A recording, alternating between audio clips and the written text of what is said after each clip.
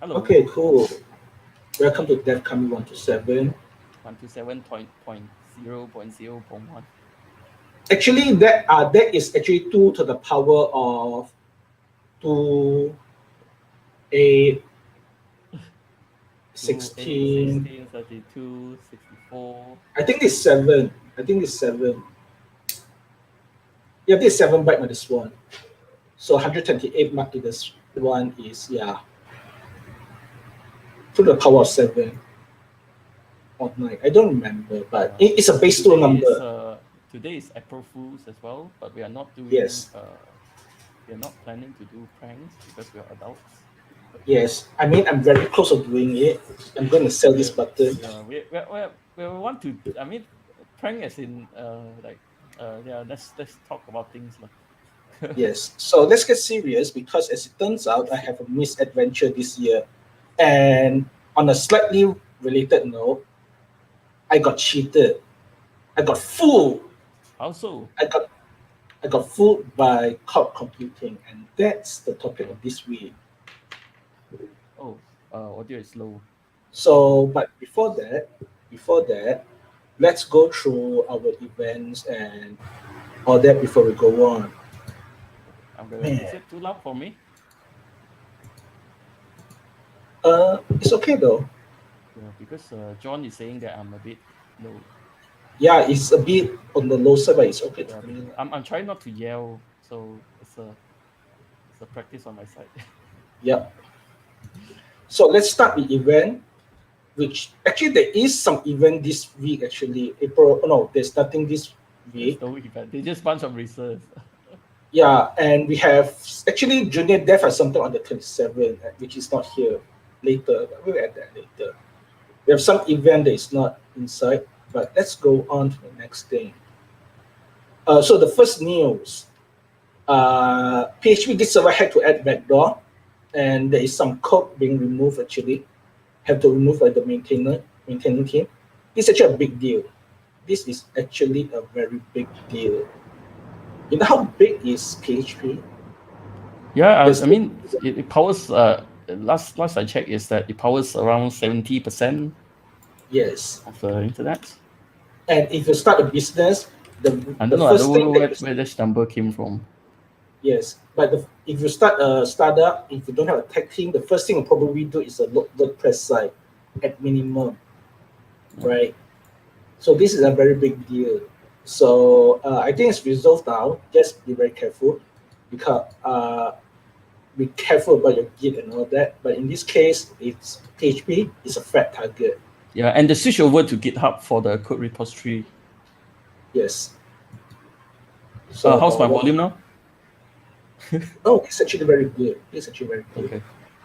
Um, And also, it's actually signed off as the creator of PHP through RCE. Oh well. yeah, RC is Remote code something that if execution. we are not careful, especially when we accept payload that we Yeah. get evaluated, Yeah. and often it happened to uh, like XML input or Yes. JSON. Not, I mean, Yes. eval is much rarer these days, but I mean, or you accept a CSV that, no, CSV isn't that bad, but XML is Yeah. bad. You can easily go in circular. Correct. So don't write. So about that, don't write your own parser and all Yeah, that. don't write your own parser. So the next one is GitLab protocol fuzzer is not open source. Yet another fuzzer. I liked it because this would actually, well, it's a QA testing. I just like this kind of thing. But I just think there's a bit too many of these around. But that's just me. Yeah, I mean, at least choose one lah. Yeah, correct. Start using it. There's no reason not to don't use it anymore. A lot of choices now, and it's not just for security, because we know people just gone crazy over it. Yeah. So the next thing is, the Dano company is just started. What they do is they actually created to support the development of Dano. Yeah. So it's actually it's not new because MySQL did that before, but more NPM people. did it before as well. Yes. So it's not exactly new. Also, I just know that they know we still MIT license. So what I want to say is this is actually a recent trend in the way that most people realize that writing open source software doesn't actually pay you directly. You need to be very creative, and often as a result, But for language, it's actually okay because people will pay for training, yeah, and also people will pay to use certain things. It's widespread enough, like paying for Python people to write Python code, something like that. correct. So A bit and rare now. Yep, go on. I think one of the detrimental, I mean, historical wise, one of the things that were detrimental to Smalltalk and also D was the initial restrictive commercial license. I mean, Correct. D was free to use, but the D compiler were not Yep, open. correct. Smalltalk were too enterprisey. Yes, So yeah, if you want it to be alive and adapted, then it needs to be easily lah. I mean, the path of resistance is to open it. correct. So what I'm going to say just now is Unless it's more like some often niche stuff lah. Like I mean, as a correct. continuity, like previous topic is like unless it's a special compiler that for certain processor or hardware that you have no choice Correct. to use. So the traditional one that not often happen is a foundation. That happen for very big project. They used to be very commercial, like F#, but a bit rare. More people look at companies, and that's fine actually. That's fine because Yeah. even open source company like Postgres actually spawn companies around it. So you have company that produce extractive for Postgres, which actually SQL. awesome. Yes, and all that. So yeah, I kind of like this trend. Whether it's a good thing or not, I don't know, but it is what it is lah. So Perl had a IP address vulnerability. So a special. It's actually part of the specification. Correct. So it's not really limited to Perl. So, yep. From Khan on Engineer Spy, who use Octo as an IP address? I don't know. But this is interesting because Perl is actually still being used in monitoring. If you use RGS chances, there will be some monitoring days on. We still have Perl, new Perl code being written. Yeah. Next one. This is more relevant to Malaysian. It is actually funny. Yeah, you need to share the link. Yeah. They just conveniently skip Malaysia. Yes. And you need to understand part of the reason is because we have cabotage and all that. So they go straight to Indonesia. And what is a cabotage actually? It's actually a rule to pay Malaysian ship to actually do business, I believe. I could be. And that's the gist I understand. So the thing is, certain, I believe, politician and certain business group in Malaysia thinks that they have the right to negotiate for this kind of project. But a lot of people, in fact, many of us forget one thing. Malaysia are not the first choice for tech company. Part of the reason is because we don't produce that kind of content. We sublet and we don't prove ourselves to have a skill lock. It's a growing trend that politician, they try to appeal to the small amount of voters with this hyper nationalistics. Correct. Yeah, and what is isolation policy, but we are not big enough. Correct. So put it this way, that it's fine if you're national, that's fine. Just understand that you need to spend time to build a thing. A lot of people talk about Japan and so that, but Japan do the work. After Admiral Perry had the gunboats. I think the difference is how much, because Malaysia we consume more than we produce lah. Correct. In short lah. It's the same thing in Japan. So what they do is they realize they consume a lot, but they put the work they put the work, they send their students, and they come back, and they give a lot of incentive for them to come back for various reasons, and as a result, they actually grow.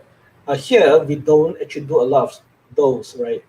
A lot of it we are to just consume and that's it. We don't produce a lot. That's the biggest thing. The rent is also like even some of the supposedly local initiative were just purchasing something from outside and just rebrand. Correct. But what do I know? I'm just a hacker type of personality. So let's see what sort of things we can elaborate on and what sort of action that we can do. Let's focus on. Correct. So the last one, is that the last one? Is that the last one? Oh yeah, ARM9 was announced. I thought that always exists, interestingly. But the summary for that is cheap war because they bring a lot more feature. And it's who are they competing with? Chances is they are competing against. But it's just this is just the architecture. It doesn't mean that you get if you pick up anytime. Correct. It still depend on when the manufacturer want to pick it up. Correct. So a lot of it is because they want to implement it. The trend is you want to do more stuff on the processor, which is why you got a component to optimize neural network, vectors, metrics. It looks like along the line of what M1 did also, right? So correct. To support. Correct, but M1 is ARM plus a lot of stuff. That's a problem thing. It's a lot of stuff. Yep. So, but this one also they're looking at. I got a feeling that RISC-V had influenced a little, even though it's still reasonably small. So I think this will be interesting to see lah. Mostly on phone lah, not on the desktop. Desktop will mostly just that lah. I hope a lot of the same idea will be brought to the desktop. Yes. Yes. Oh. So that's it. I think that's Buzz Corner. Buzz Corner. So let's go back to the topic. What is the title for today? A dinosaur discovered the cloud. So who's the dinosaur? Me. So you finally look up to the sky. Yes. Instead of keyboard and SSH terminal, I look at the cloud. So I think I'm going to share my screen because I have a lot of complaints on cloud. I think you should do a brief explanation of the background story first. Okay, so the story started with I got a new job, right? I got a new job. Everybody knows. But the environment is very different. Different in a way that, am I in the right place? I should be in the right place. So one of the first thing is this job has some management area in a way. I'm not management, I'm more a senior developer, but I have a very different opinion because of the time I'm in and the environment I'm in. And the biggest difference is this is a company that use serverless heavily. So traditionally, when company that work with, they use EC2, but even that, EC2 is essentially a Linux server. We're essentially using a Linux server, right? With some special storage like S3. I don't think I'm allowed to show this, is it? Yeah. Oh. I'm not allowed to show whichever that you can. Okay, interesting. They don't allow me to show AWS page. Really? Which browser and operating system are you on? Linux, right? Yeah.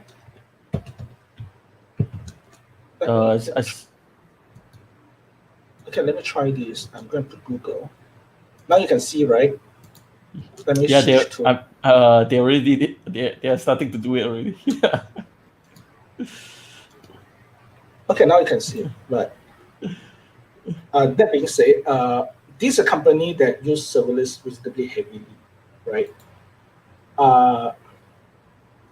And I find it very interesting because in theory, serverless is easy. Internet serverless is easy because what you do is you don't need to manage your server. You do not need to mess with command line. The deployment is, again, reasonably easy if you have the tools, except it's not, right? It's not. Here's what I discovered. It's not.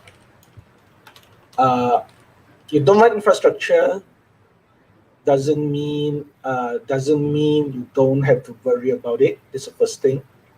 Because as I discovered, you need to explicitly set your budget on AWS. This one, and as I discovered, EC2, serverless. Sometimes people tend to use it together with their DynamoDB, right? DynamoDB, which again the promise to be easy to use. I'm going to show you what it means after this. They have a lot of I'm not exactly a user, but I have a complaints for the Google one. The Google one is at least is still alive. I mean, for the AWS one. Yes. The change that Google decided to disable, rename, move over things, and the amount of dashboard we have to access to do things are really crazy. Correct. So the first thing is, oh man, this sucks. Do they have documentation? What is DynamoDB actually? So DynamoDB is the NoSQL database, and the promise, one of the promise is DynamoDB. You do not need schema, except you do. You need to provide two things as a schema. Eventually, you still do, right? For aggregates and stuff, you still have to understand it. Not yet. So here's where the thing is different. So even the first limitation is you need to provide at minimum a hash key. That's a primary key, right? Then the second thing is you need to provide a range key. That is actually for you to sort. It's called a sort key. I'm so sorry, a sort key. So hash key is easy. It's a primary key, must be guaranteed to be unique. But sort key is something that you need to query. So this is where things get a bit weird for me, coming from a SQL background. So in DynamoDB, the first thing you need to think about is your index. That's the first thing you need to think about. You need to think about your index immediately. Because that's how you query, and that's what you need to think about, like how many query units you have. How is that built for DynamoDB? You pay per instance? Yeah, you pay per data. I try to not sound it like it's a sales pitch. We don't get paid by AWS. No, I don't even use AWS. Just so you know, this is a complaint. Okay. Yeah, because I know some of the Google's NoSQL is that they charge you per operation, right? Yeah, they do charge by operation, DSU unit and all that. They do charge by that as well as usage. So yeah, which comes to that thing, pricing. I never understand the pricing. It's confusing. So let's get to database design first. Let me get the link. DynamoDB data design. Design. Okay, here you are. Copy address. I'm not going to let you see my pawn link. Do you have really that much pawn activity? How much? I might spend too much time working. So you sort order? Yeah, so first you need to create partition key. So what's your complaint for DynamoDB? You need to think differently. It's not clear in many ways. So certain documentation that would say that your primary key you cannot just use your primary key as your partition key or hash key. That's the first thing. But yet, often that's what you want to use, right? But what that really means is what you really want is you need to have a partition key and a hash key. And what partition key really means is that what is the biggest group of data you can find. So a biggest idea is, let's say you had an employee database. The hash key should be your department. The partition key should be your department. And the reason it's called partition key is because the reason they do that is because these things are grouped in effectively one place. It just feel like because there's no table, so it's you just recreated table. Yeah, correct. So and they have a good reason for it, because internally they had an SSD that group together. So as you query by unit, then you query by the locality of databases, right? That's what that means. But now you have to think very differently, and it's as if you need to think about your index first before you design your data, right? You still design your data, but you need to think about your index first. That's my first complaint, right? And the second complaint is, it's not so much complaint, because one of the things that don't like is no join, which is why there's no foreign key. Yeah, it's from what I read, it's just a key value store, right? It's not more than that. It's okay. You can use it as a database. You can do it like a table. It's just that you don't enforce it. And also, you look at this one, burst capacity effectively. So when you read the documentation, then you need to design your key so that you can use the capacity. I'm for a database. As I said, when I design this, I don't really care about the operation of it, because actually I blame Oracle, because Oracle IBM make it that you don't actually care about the burst capacity sound like a hot cake, right? Yes. So there is the thing. We come to my second complaint. You don't design data, you design infrastructure. So you need to think about infrastructure now. I think the first question is, do you need it? Often, if it's small enough, no. In my case, probably because there's burst of usage. So maybe. The answer is maybe. The reason is I can't tell you why, because that's... Yeah, I think one of the advice is that measure first and identify the bottleneck. Correct. Always measure first. That's one of the things that I introduced. Do not do Kaku couch planning. Correct. I don't hate DynamoDB in a way that it make data design easy, but it meant to solve a certain problem, correct. With its come with its cost, Correct. And also the last complaint I have with DynamoDB, the query is weird.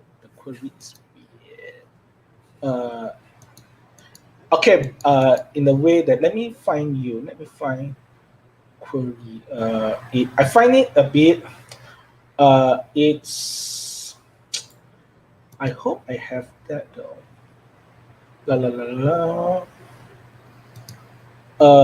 It's good or bad, but I need to find the thing. The DynamoDB query.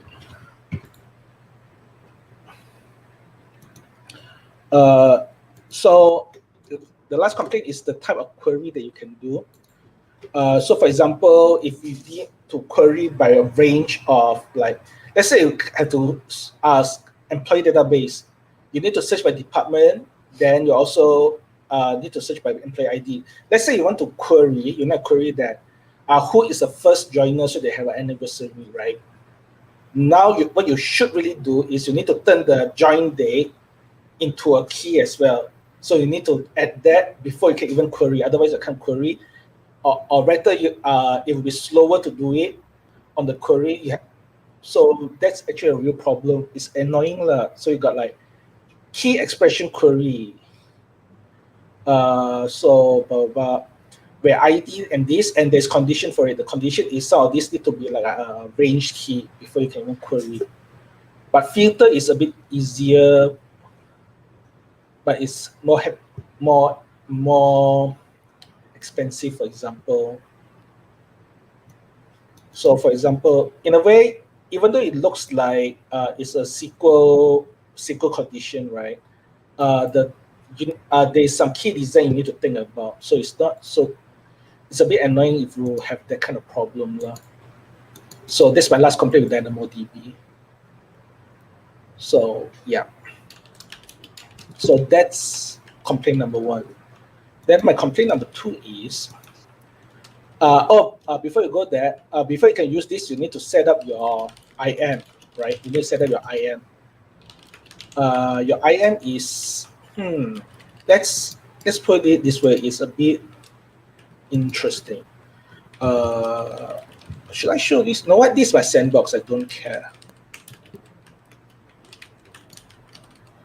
Sign into console. Can I see my console? I can. Will I get banned by AWS for it? No, maybe we can get fast here to to do a. Okay, this is the just so you know, chances is I will delete all this if you see my rows and all that. But let's put it this way: AWS IAM is very comprehensive. You have policy of what you can do. Policy is general. I may not have everything here.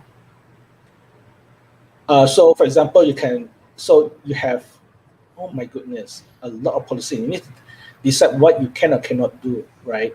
So even though AWS recommend you to give the lowest access possible, the number of service available that you use, I hope you keep only a few that you need. Then you need to decide that whether you got right and all that. So the design of it is complicated. So, but for a very good reason. Because the reason is you had a lot of service and you should not have access to all service. But here's a catch. The catch is you also need to design it. That's another project on its own, which is annoying. Yes, it's so complex. So complex, and we talked about it before the show start. Is that it fits certain use case when you need the fine grain control, but most people will just circumvent it, and that turned out to be another bigger security risk. Correct. So which is why I'm trying my best to actually really do the right thing, because it's very easy to do the wrong thing. It's so annoying that you want to just give one user to have access to everything and get it done, which is what you don't want. Yet it's so many things to fix. Oh my goodness! So it make it not so easy. Let's say I thought there's some my electronics that were burning by this. I had my windows open, and apparently people are not sure that what they're burning, but it smells like plastic. So. Okay. So traditional. It does. But the thing is, that's the second thing I'd say we got fooled by AWS. Even though you don't run servers, you still have to run permission, and the permission is as complicated as your operating system if you're on Windows. On Linux, you can go crazy if you want to. If on Linux, you can go crazy if you want to. If you use things like, let's say, SE Linux. I mean, the problem is exactly like SE Linux, because the first thing we do is to turn it off. Yes, precisely. So it's the incentive for you to just don't mess with it is very strong. And that is annoying and it's bad for operation, which is why we need tools to that. So once you have that, so line number one that I want to talk about, data on a NoSQL database on the cloud is not necessarily trivial. Line number two. I think scaling database is not trivial, never trivial. So scaling structure by permission also not trivial. That's the line number two. It's as complicated as you have. And also scaling, especially you can affect it, scaling the file system. That's why database scaling is hard. Yes, correct. So it's still hard on traditional way. It's just that you're shifting from your problem from one place to another. That's my opinion. So which is why it's not all these cloud services are not always put it this way easy to understand, right? So it's still not easy. You can make it easy, but easy means wrong. That's how I feel, right? That's how I feel. Then you go to serverless. That's a topic that I discovered. Serverless. I mean, I have that, but let's see whether I can have. Let's explain what is a serverless.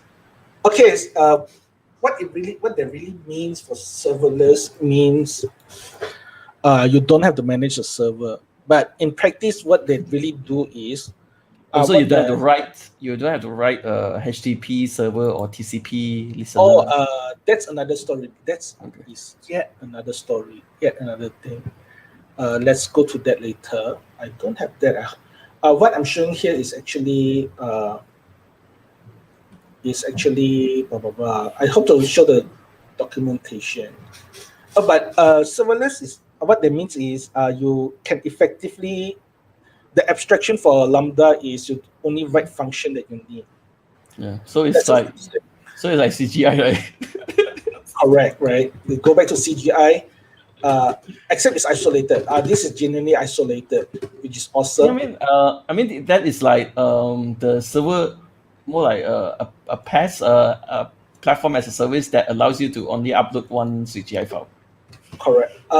Actually, a serverless here, you can actually have complicated directory structure, but you just need to have one endpoint. So because what it really does is a container. So it's like a shared hosting. Yeah, correct. Sorry, yeah. Yes. Sorry. Yes. But I'm enjoying it. Yes. Because it is really that. It's precisely that, except in those shared hosting means one rogue code can take down the whole everything. What the isolation is that you have proper isolation. Even though you have it works better if you have one way to do things, right? One way to do things. So it's not new because Heroku do it before. App Engine do it. Lambda is the big guys that do it. So in short. So what's my complaint about Lambda? It's a lot of things to set up. So which is I why I want you to answer this. What's the question? Why would everyone want to use serverless? Because you do not want to set up a whole Linux machine to run your code. That's the main reason. But the catch is, I'll come to that later. That's actually the biggest appeal. You do not want to set up a whole Linux machine just so that you can run one thing. Because every project in every organization, if you're lucky, somebody already set up a Linux machine, which hopefully have everything you need, or had an isolated. So it's actually for people who they don't need to write server. Yeah, correct. So why would everyone use it? Because there's a lot of good reason. It's a good abstraction for people that don't care, right? Serverless is a shortcut for me. That means that I don't care about infrastructure and I don't care how much it costs. So, but the good reason for that is you don't have to care about setting up a Linux server. You just want a worker somewhere, right? Correct. But it's not. It's like writing script, but you can access it via HTTP. Is that correct? Yeah. Okay. Not yet, but they had their own endpoint. So the first thing I tell you that you can write a web application easily, but actually it's a bit more complicated because to have API endpoint, what you need to create an API gateway service before you can write a web service, before you can actually do things. So you need to use another service, the API gateway, to talk to your lambdas before you can do your thing. So it's one more layer, which is why you actually, when you ends up, you use something called the serverless framework. There's a few, there's Zappa, I hope there's Zappa. I thought initially I thought it's just a script, so I didn't know that you actually need a framework to do it. Then isn't that defeating the purpose of the simplicity? I don't know. Let me show you an example. I hope I have an example. AWS, Node.js, da-da-da. Let me choose one. No, what? Let's choose Python.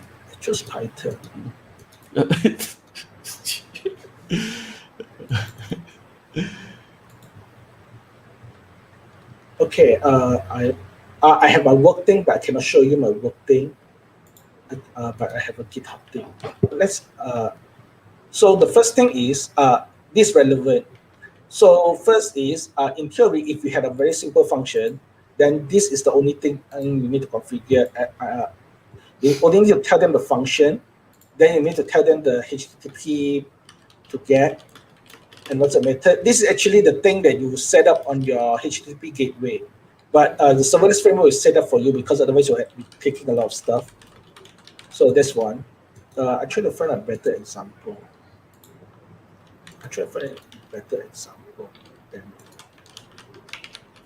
My bad. I'm not as prepared because I'm just a bit angry on how AWS works. Here you are.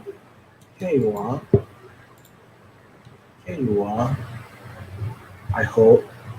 Oh, by the way, serverless framework is written in JavaScript. I thought they support multiple.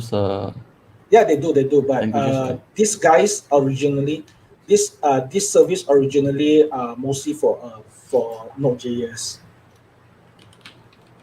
So the first thing, here you are. This is a good one. This is a very good one. So first thing is you need to tell them what's the region and all that. Otherwise, you have to set up on your GUI, but they got API for this. Then instead of DynamoDB, then you need to set up a permission for DynamoDB. Then you need to create a function. I'm curious about what's the overhead, like the latency that you're gonna add in. Or I don't know because generally it's fast enough, but I didn't make the measurement. The bigger problem is something like the cold start. That's a problem. So when you start, it's a bit slower. So which is why you need to keep your instance warm and all that, which is another knowledge that you need to know for operations. So which goes to line number 4. Line number 4. Just because you don't have a server doesn't mean you don't care about infrastructure. You need to start caring about infrastructure as well. You just need to carry it differently. So, for example, you need to keep when to keep your instance warm. When do you decide how to deploy things? How many instances can you afford? Right. So, and also for serverless is also very good if you want to integrate with existing service in AWS. So this is why you have the Lambda by default don't only listen to HTTP. What they do is you can use it to link to the queue service, the HTTP service, that's a gateway, S3 and all that. So as an infrastructure person now, you're thinking that should this Lambda have access to these services? So it won't be. It can be as chin as you want, whatever you want, or it can be something more rigorous. Should you even have access to this directory on an S3 to be processed, right? And should you have access to this S3 to have the definition for you to deploy your services? So it's not free, believe it or not. You want to do it correctly, it's not free. It's easy to get started and it's also easy to get wrong, but to do it correctly, it's not trivial. So that's what I would say. So Amir is saying that I like deploying backend using serverless. It's easy to do it. It's not hard to do it, and it's not the worst thing. But one thing I discovered from serverless is you can't run your database migration traditionally. So, for example, if you use Django, then you need to do something before you use. I have a question actually related to migration. Is that, let's say you have how do you do uh, a migration of the version? Like, let's say I'm gonna gradually upgrade the rest of it to the latest version with the latest schema, So, but while maintaining compatibility with the old one. Or what if you see, and what also like what if something went wrong? I want to revert it to the old version. It's actually unrelated, but it's a question that we ask. Correct. We ask ourselves. Correct. So Day-to-day. officially, AWS have this thing, and this is precisely what they mean. It's a database migration service. You can replicate instance, you can have column alter table, and you can have version for it. No, I mean for the code is how like to map the mapping between the database and the code. So let's say I have I scale 4 instances of the system. Yeah. So for version, then I'm doing a rolling update. Yes. That's why I laugh. Don't use no SQL. No, it doesn't work. You always need a schema anyway, regardless. That's why no SQL the no SQL fed die out so fast. People Yes. just realize that you need a sort of a structure for performance and stuff. So let's say you're doing a rolling upgrade from version 2 to version 3. So because it's rolling, so that it might take a whole day to, I mean, hypothetically, you're upgrading 5 services within a day. So Yeah. but you have a migration, but the problem is once of course you can always have a write only, but what if something went wrong, then I need to go back to my old code. I don't have a good answer for you, to be honest, because And also while migrating, let's say it's just this, I know the answer, like just discipline to make sure it don't just always append only, right? Yeah, correct. I don't have a good answer for you. Because this kind of thing is I still don't have an answer for that. That's actually my biggest headache. That's actually my biggest headache this week, because there's a reason why I use SQL database. The short reason is a certain data model just makes sense. So, for example, Generally, it's more performance also, the performance. correct. For example, I do have relationship between tables. So in NoSQL means I have to duplicate the data over, or I should duplicate data over. Then then the table will get so fat, so wide, it get crazy, so it get very weird very fast. So not duplicating data is one reason why SQL data is called relational database, right? Because there's relationship with data. So I don't have an answer for that. Currently, I have a few things I can hack with. So the first thing I hack is I can use a thing called Fargate, which you create a container, can run command on it, and it can be an EC2 instance or Kubernetes service. But and it's cheap, right? yeah, that's what they promised lah. So you would run your migration command for it. So for example, let's say you use Alembic and use SQL Alchemy, for example. Alembic is a separate code. They say refer to the same model, but it can run differently because it's effectively a different thing, just sharing the database model, right? Unfortunately, Alembic is a command line tool. So for example, it's Alembic space command. It's a command line. It's not a code thing. So if you have that kind of situation, then you should run it on a container, run it on a EC2 instance, should Fargate. That's what some of my friends suggest lah. So, but there's a hack I discovered that we end up not using. So it's a bit silly, but hear me out. As it turns out, Alembic can output the migrations in SQL format to be run. So I can create a serverless that fetch the SQL from S3 and just push it and all that. Yeah, don't do that. It's crazy. I got feeling it can be done, but I just think it'd be crazy.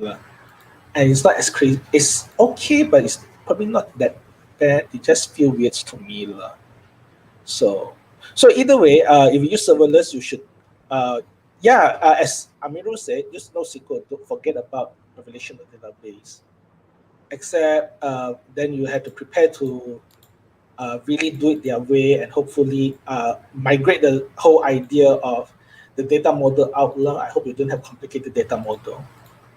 So the next live from serverless or cloud computing is easy. Well, I would say at least it's not true. You don't know where your computer is. That is at least a problem because if you use the cloud, you don't actually care. Yeah, the running. Yeah. The running. Yeah, that's been circulating for a while. You don't know where your things are, but there's no true delete also. Yeah, correct. And also I can't and final, but the thing is Lambda, if you want to use it for internal, let's say if you have stuff within the Amazon ecosystem, is a good thing to have.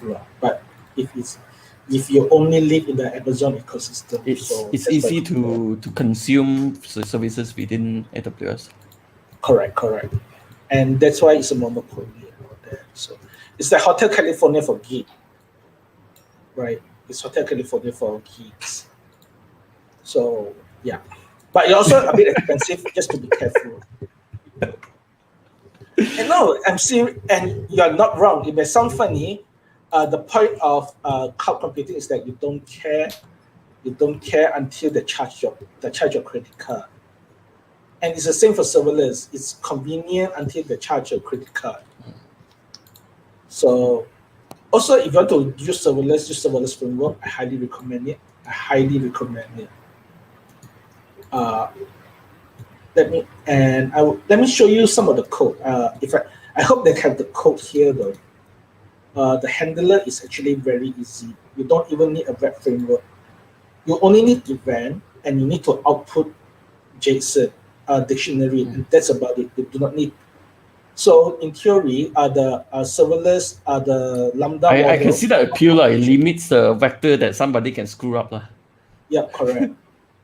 So in theory, you don't even need a big framework like Django or Flask to write an application in Lambda. Because this is actually a very simple model to write things. But you just need to be, but you can't do everything, like you just make things easier. An alternative for that is actually Zappa.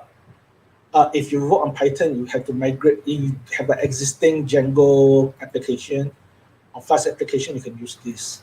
I did not use this yet. Maybe one day I will experiment. Let's see. So yeah.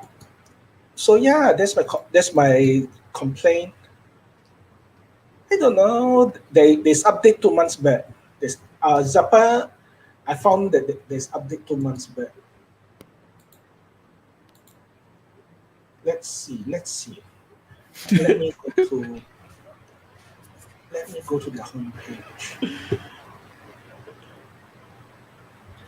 You're right. You are absolutely right. No, a wrong directory. Yep, there is last month. Because they actually switched to new owner. What? Oh, maintainer. Yeah. They switched to an organization instead of one person now. So yeah, it exists. Probably in stable mode, so no new feature, but somebody is doing it now. So, which I think is about my last complaint. My last complaint is, this is actually my last complaint. Serverless is not free. So in a way that they will charge you a bit more. So when people say serverless, I kind of, it's a shortcut for me that say I don't care about the infrastructure until somebody charge my credit card. Yeah, if you don't have to pay for it, don't care. Yeah, correct. So, but for operation people, it doesn't mean you're out of job. You are more. It's more like you have to. Well, you should turn it to death, just so that you. No, I think if you have a latency sensitive you have a latency sensitive operation, then you still have to write your own stuff. You Correct. still have to use bare metal. Correct. Yeah, So somebody has to that's pay for what. it. I mean, people need to Yeah, eat. That correct. Precisely. is if it's free, it means it's at the expense of somebody else. Correct. So yeah, and another thing is it works well for certain language, but it's not that big of a deal. People tend to do too many micro optimization, but they just me. Yeah. So uh, server, yeah, cloud computing. Here's what I think, right? It's not something that means that you don't care about operation. You need to start caring about operation, but you need to care about it very differently.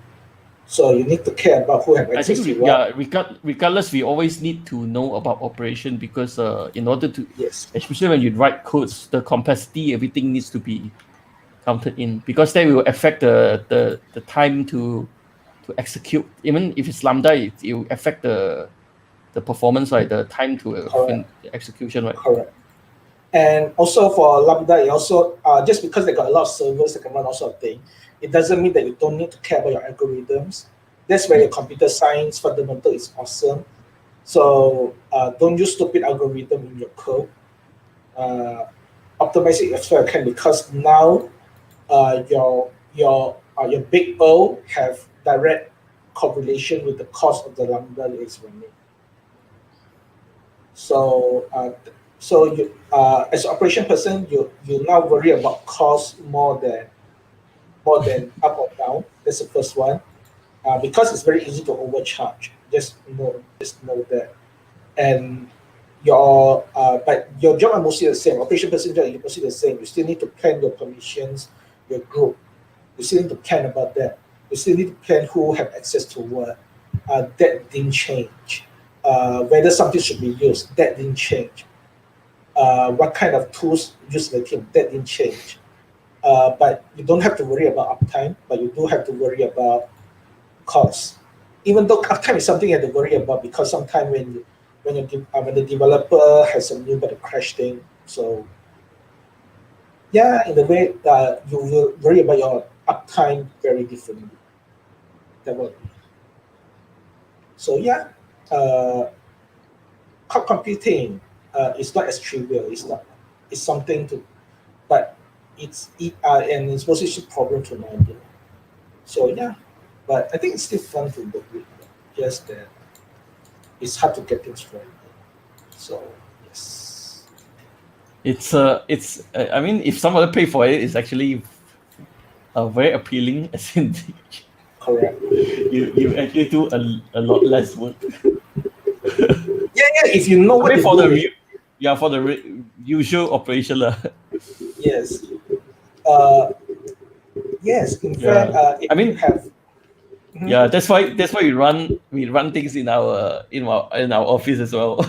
correct. is for the number of bandwidth and stuff. The kind of operation. I mean, the kind of CPU operation that you need to do, like, doesn't make sense to the cloud. So there's a reason why I still keep a desktop on my desk. Uh, So okay, so okay. So when you sleep on the floor, you keep you warm. yes, because I sleep alone, I'm lonely, and this thing here gives me warm. All I need is to have some AI to have some personality on me. I'm pathetic. Nice.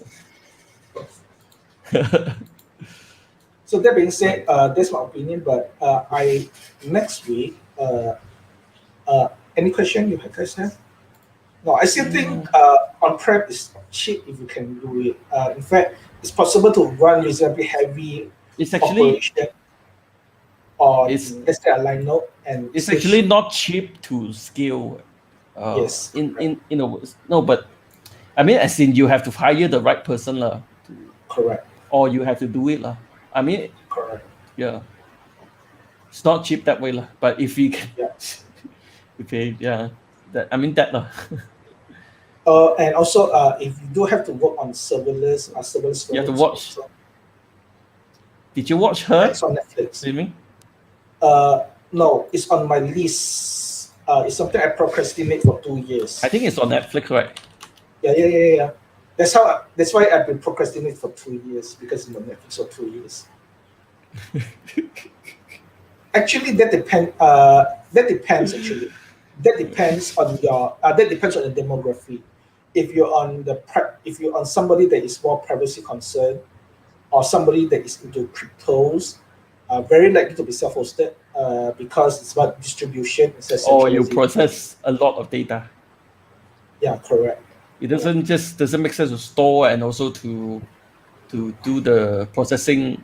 I mean, because especially for those that like AI is all those crunching that for internal use, not really. Yeah, correct. Then you come up with a product that can be deployed easily.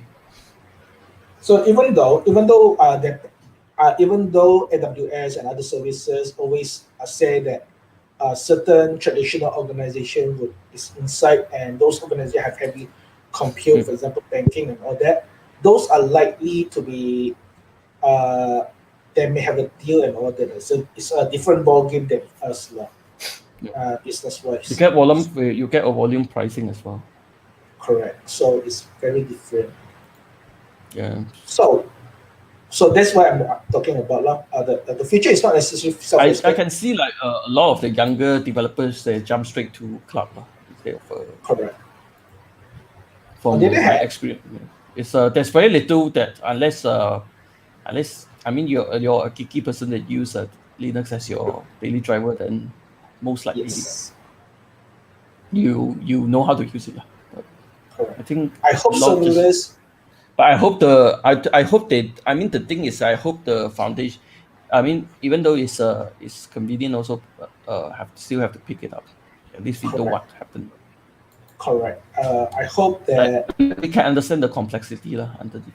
Even when we start even if you use the Kubernetes, cloud hosted Kubernetes, all those complexity kicks in also. Correct.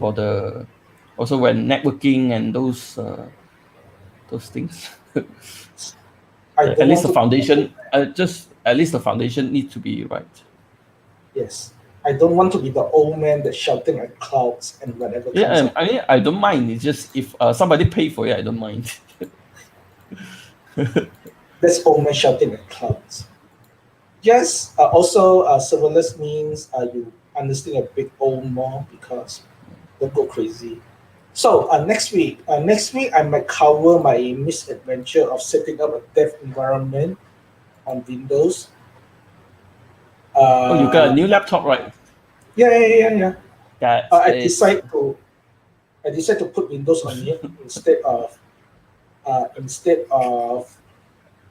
There's still a need but the really latency sensitive one, we still have to be bare metal. Correct. Somebody still need to host the abstraction. Yes. So next week I may cover about the misadventure of setting up my dev environment until I decided to just use WSL and stop messing around. What might be the difference between using VM and WSL? You know what? Let me do a benchmark next week. Yeah, reminds me to do my benchmark before I forget. The one that I heard is that WSL has a horrible I/O. Yeah, it's true. It's actually true. So I've been copying stuff over between the Windows machine. One thing that it happened to me previously was Postgres. Yeah. Because the Windows file system itself is not POSIX compliant, so the data it became a single write only operation that you cannot read from it. You just corrupt it. Correct. Consider correct. And that's actually is a new thing. I think it's just a thin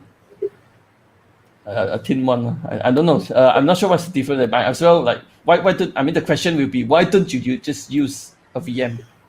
Yeah. So that's next week, lah. Stay tuned. I have my laptop ready, and I messed up my environment. Anyway, I need to clean up, so I will show the difference and the misadventure and what game I install.